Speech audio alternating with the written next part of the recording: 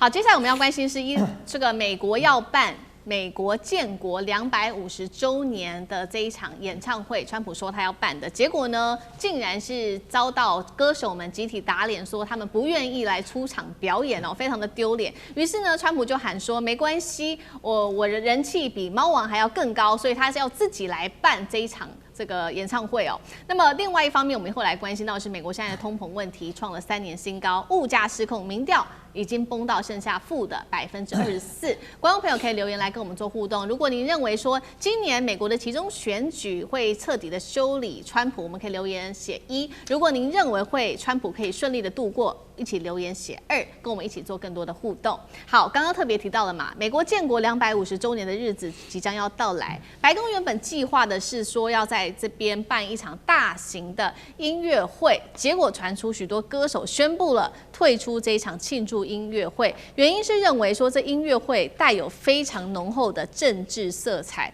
可以想见的，川普简直就是气疯了。他说：“我们应该要为250周年举办一场大型的，让美国再次伟大的集会，而不是去请那些呢要价太高了，而且没有人要听，音乐又很无聊，成天只会抱怨的歌手来做演出。”他甚至说呢，特别提到说，正在考虑让世界上最具吸引力的人，一个观众人数超过猫王的人，也有人说呢，他是史上最伟大总统的人，也就是他自己来取代这一些三流的艺人。好，听起来非常的自恋，但是其实呢，我们看到川普最近他的自恋的争议其实非常的多。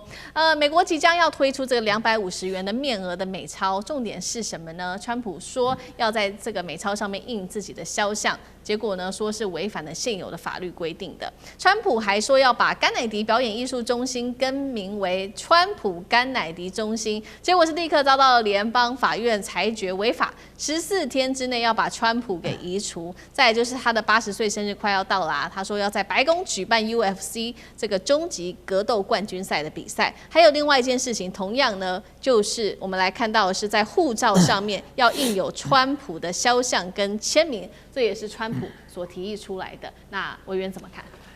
对啊，我真的还是那句话哦，就是川普永远是给我们在生活当中带来很多乐趣的人哦。所以每天呢要有一些川普的新闻，我们的生活就会有一些小小的乐趣。刚才看到了这个思敏告诉大家的这些相关的讯息，我相信所有的观众朋友都快要从椅子上笑下来了吧。就是这代表说呢，我们接下来你就会发现，一个250的总统要办一个250的国庆。然后呢，发一个250的护照，然后再补上一张250的美钞，然后呢，接下来你还会看到这个250的总统，搞不好会出现在格斗赛里头自己打一打，因为他搞不好认为他身强体壮，为了要证明他是全宇宙最优秀的总统，干脆直接进入格斗赛打一场好了哦。然后你还要看到这个250的总统自己在演唱会里头演唱哦，这些东西我觉得都可以为我们接下来的这个几个月哦，这我们甚至半年的时间里头带来非常大的乐趣。就川普这个人已经是很难用常理来这个来做讨论了哦，就是真的很难得哎，就是全宇宙居然有这样的一个人，我觉得这也是一个了不起的人物了哦。那么不管他做得好不好，他一定可以名留青史的哦。光看前2天那个伊朗的这个相关的发言人提出来的一段话，我觉得美国的这些国民可能听到了都恨不得找个洞躲起来了哦。他说什么呢？他说川普这个家伙呢，这个总统呢，居然可以在1天之内宣布要打3个国家，5月27号早上9点，他就说要摧毁古巴了，然后5月27号下午2点，他说他要进攻伊朗了，然后接着下午5点，他说他要炸掉阿曼，就是这样的一个美国总统，最后伊朗的这发言人说什么？他提出了一个很大的问号，他说是美国人要有多蠢啊，才会投给这样的一个蠢货呢？川普现在就扮演这样的一个角色啊，他简直就是一个小丑的角色在国际舞台上了。那么对美国人民来说，我认为他们当然把很多人把川普视为耻辱哦，所以这就不难解释说为什么这些歌手、这些艺人哦，因为他们通常都是自由派的这个支持者，他们对于川普简直是避之唯恐不及了，甚至不要说这些，连一些运动的明星啊，他们大概也不想跟川普有任何的瓜葛。所以接下来我觉得川普以后要办活动哦，就不如由他自己来演好了，反正他是一个比猫王更有人气的歌手。他呢，如果身体够好，为了证明他身体不错，格斗赛80岁也可以下去打一场啊。那这些东西不要说不可能哦，就在川普执政的美国，我觉得什么事都是可能的。好，这个250周年的建国，美国的这个庆祝活动，现在引爆了非常大的争议哦。那其实呢，现在大家在说是不是川普把自己当国王了？尤其是这个250年建国的意义，就是要反对君主制。那舰长怎么看？其实我们之前看到，美国国内发动了非常多场的 No King 的这一个抗议活动。其实那个 King 是谁？那个 King 就是川普嘛。但是呢，实际上来讲，我们刚刚听到委员讲说，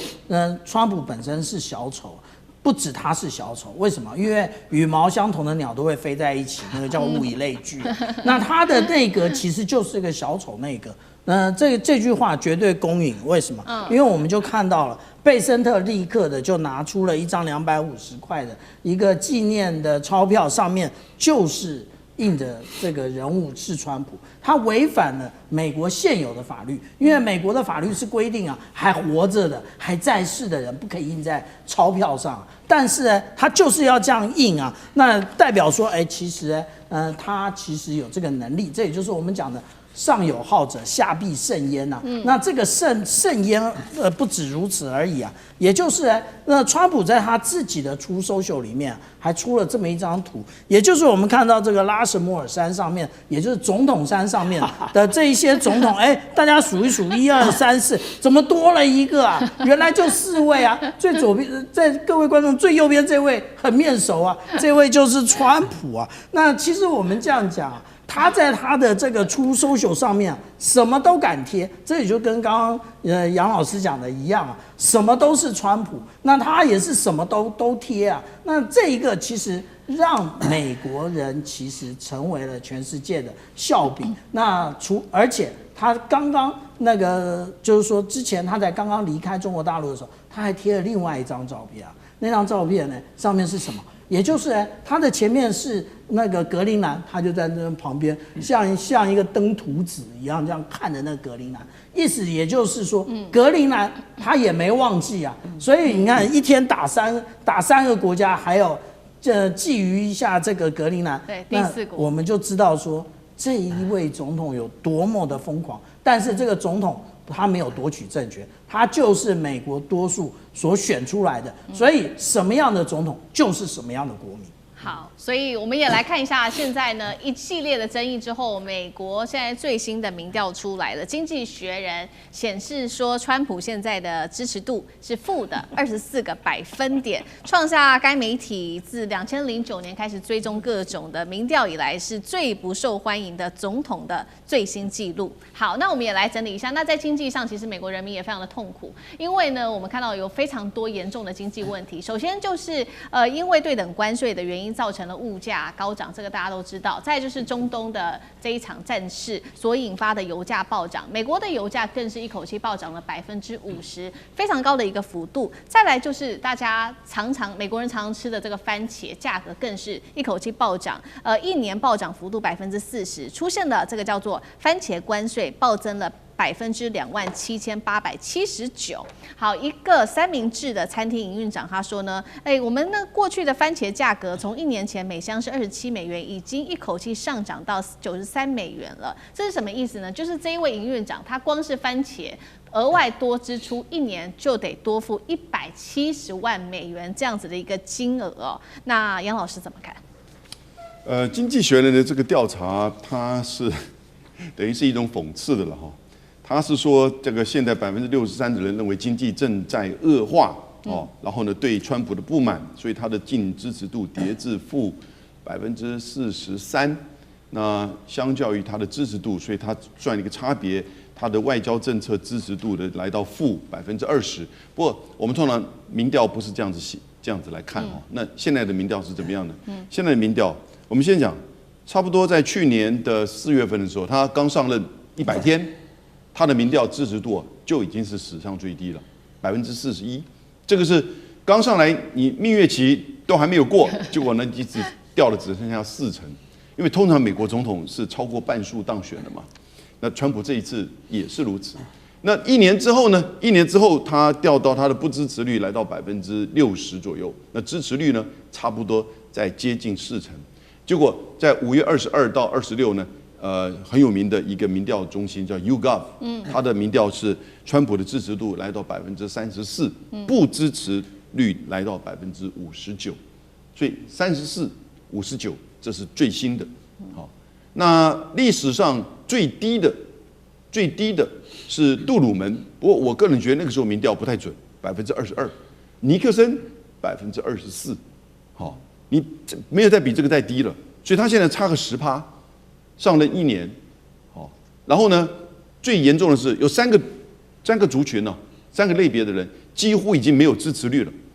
第一个，拉丁美洲裔的很奇特哦，拉丁美洲裔应该说在美国的南部有很多就是古巴的移民啊，应该是支持共和党的，但是呢，居然对川普的支持也就从 MAGA 里面消失了。第二个是这个独立选民啊，这个可以理解，独立选民。第三个，年轻选民也几乎都要消失了，在他的这个支持率里面34%里面哦，所以这3个那都已经消失。那他现在连续3个问题，第一个，他搞这个关税到现在还在硬搞啊，整个造成美国进口的商品价格偏高，然后呢，这个通膨，现在 CPI 来到了3.8%，消费者信心指数史上从就是最近这6年以来最低的来到44.8，哦，然后呢，他打伊朗战争，整个全球的经济受到影响，现在美国基本上大概还是受到 AI 的这个支撑，这个经济还是维持在这边。我们台湾其实也是如此。那另外还有一些就是说，消费者就比较富裕的人在不断的消费来支撑这个经济。那所以呢，你就看到其实它的经济都已经单极化，跟台湾真的很像。然后呢，川普的这个整个问题开始在被压下来。可是呢，在真的进入到民调调查里面的时候，这些问题都浮现。那当然过去大家还记得吗？还在持续进行的，就是ICE反移民的作为，还是引起各州的人民的反弹。那当然还有，也就是他自己在爱泼斯坦案当中啊，很快这个案子可能会被揭露出来。所以年底的这个期中选举啊，共和党还能赢吗？现在看起来众议院不太容易哦。我现在都担心参议院了，